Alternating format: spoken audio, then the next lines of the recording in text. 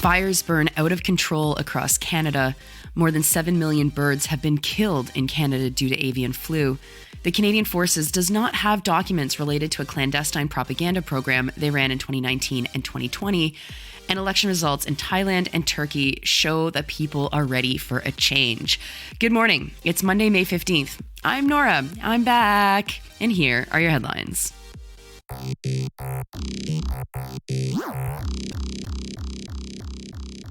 We start this morning with wildfires. Fires are burning in regions all over Canada. First, to the east, where a fire is burning out of control in Shelburne County in Nova Scotia. The fire is not as big as what we're seeing out west. Just 10 hectares and fewer than 10 homes have been evacuated, but authorities are obviously concerned. In northwest Saskatchewan, wildfires burned 8 cabins to the ground on the traditional territory of the Buffalo River Dene Nation. That fire covers nearly 9,700 hectares and is rapidly growing. 150 people from Buffalo River Dene Nation have been evacuated. Yesterday, the temperature there hit 35 degrees Celsius. Already, there have been evacuations from La Loche, Salto First Nation, and Clearwater River Dene Nation. There were no structures damaged in La Loche. In Alberta, there have been evacuations from 5 Indigenous communities, and homes have been destroyed in Sturgeon Lake Cree Nation and at Fox Lake in Little Red River Cree Nation. Houses were also burned to the ground in the East Prairie Métis settlement. And finally, in British Columbia, evacuation orders in Fort St. John have forced many people from their homes too. Northern British Columbia is experiencing the same heat wave as Alberta, bad enough that Hannah Swift, a fire information officer, told CBC that, quote, "We're seeing July conditions out there." Daytime temperatures are 10 to 15 degrees higher than seasonal average until at least tomorrow. And of course, it's important to note that Indigenous communities bear the brunt of fire season, from having to relocate to faraway destinations to losing things due to fire. The impact is disproportionately borne by them. As of yesterday, 56 fires are burning across British Columbia, and 15 are considered out of control. Next to Quebec, where Morgan Lowry from the Canadian Press is reporting that nearly 1 million birds have died as a result of avian flu in the province since early 2022. The birds either died from flu or they were euthanized to stop the spread of it. For all of Canada, that number is more than 7.6 million birds. There are 20 locations in Quebec that have active avian flu outbreaks, with a sizable cluster in the Montérégie area. There are already more cases this year in Quebec compared to last year. Making things worse is there's a lack of carbon dioxide that they use to kill the birds. It's currently, quote, in short supply because there's so much demand for making carbonated drinks and other uses. The article fails to mention is the connection between factory farming of poultry and the spread of avian flu, which, of course, while the flu doesn't just impact farmed animals, it certainly spreads like wildfire within their coops. Now to national news. The Ottawa Citizen's David Pugliese is reporting that documents related to, quote, behavior modification training, unquote, that the Canadian Forces spent $1.2 million on have disappeared. The training was the same used by parent firm of Cambridge Analytica, reports Pugliese. They're the country that provided data from Facebook to the Trump campaign and the company that fueled genocide in Myanmar. You might remember these things. In 2019 and 2020, the forces paid to train 40 military and civilian public affairs staff on the module. The costs included, quote, the purchase of the rights of the courseware, production of various reports, and a test scenario of the behavior modification techniques. Forces spokesperson said that, quote, we do not currently have access, unquote, to the course curriculum, progress reports, and a live case study that the Forces personnel used. The Citizen has previously reported that the Forces used information from social media accounts of people in Ontario and that they compiled data on BLM events. Pugliese reports, quote, military commanders also proceeded with a plan to use propaganda techniques employed during the Afghanistan war, claiming that was needed to head off civil disobedience by Canadians during the COVID-19 pandemic, unquote. Now, I think that this part is particularly interesting I'm not sure what propaganda techniques that they were talking about and which part of the civil disobedience during the pandemic that they were worried about. I think that our minds immediately go to freedom convoy types, but I bet that they were probably more concerned by people who were left wing and saw an opportunity to point out the contradictions and failures of the Canadian state during the pandemic.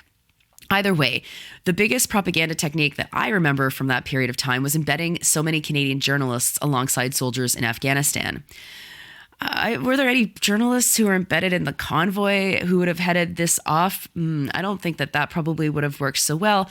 But certainly coding things as either you were in support of the government who was doing everything it could to protect us from COVID or not created the conditions for a left wing to actually challenge the government on how it managed the pandemic. Couldn't have happened. It was really, really difficult. And anybody who was in leadership positions on the left, I'm thinking of the unions especially, tended to side with what government was saying about the pandemic. Anyway, I digress, though I have so many questions about what they thought they were doing and what influence they actually had in certain spheres, especially on social media, to dampen down any left-wing agitation related to pandemic management. It would certainly help explain why it was so difficult to talk about the pandemic in a left-wing critical way, especially in the first year. But the article goes on. That's not it. September 2020. Get this. Military personnel, quote, forged a letter from the Nova Scotia government, unquote, that warned people that wolves were on the loose to test their propaganda techniques. You might remember this situation. The document was, quote unquote, inadvertently distributed. People who received the document kind of freaked, not knowing that there were no wolves on the loose and that it was actually a fake document from the military. Pugliese notes that the website The Canada Files, which some of you might know about, had asked for the curriculum, progress reports, and case study through Access to Information. When they were told that the documents couldn't be found, the Canada Files submitted a complaint to the Information Commissioner, who started an investigation in 2022. It's the second investigation into these missing documents and how the forces have handled it. I'll finish this part with this quote from the article. Quote, a series of internal investigations in 2021 concluded that military commanders violated federal rules and acted without authority when they ordered intelligence teams to collect information on the public and use propaganda techniques against Canadians, unquote. This all seems like something that we need to know more about. And so kudos to the Canada Files for being on top of this. And kudos to David Pugliese for apparently being the only mainstream journalist who thinks that this massive problem is enough of a problem that it should be reported on. And finally, 2 elections you should be paying attention to. The first in Thailand. Voters there have rejected military rule, ending nearly a decade of that country's ruling status quo. The Move Forward Party and the Pheu Thai Party are projected to win 286 seats of the 500 seats available. Of those 500 seats, 400 are elected directly and 100 are elected through party lists in a system of proportional representation to reflect the popular vote. Both parties won popular vote seats. But it's not clear that they'll be able to appoint the prime minister. There are 250 members of the upper house who are appointed by the military. They also get a vote for prime minister. So it's not clear who they might support. The United Thai Nation Party came in 5th with 36 seats. That's the party that Prime Minister Prayuth Chan-o-cha belongs to. He was the chief of the army during the 2014 coup. Since 1932, there have been 13 successful coups and 9 failed coups in Thailand. Al Jazeera is reporting that both leading parties want to curb the power of the military and get rid of laws that severely punish people who criticize the monarchy. Both are prepared to work together. And finally to Turkey, where Recep Tayyip Erdogan has almost reached 50% of the vote. That's the threshold he needs to avoid a runoff ballot. The votes swung back and forth over the 50% threshold last night. The country's state-run media outlet reported that Erdogan had 50.13%, but the Anka news agency had him at 48.87%. Erdogan was seeking another 5-year term after 20 years in power. As of this morning, Erdogan is reported to have 49.92% of the votes, with 99% of polls counted.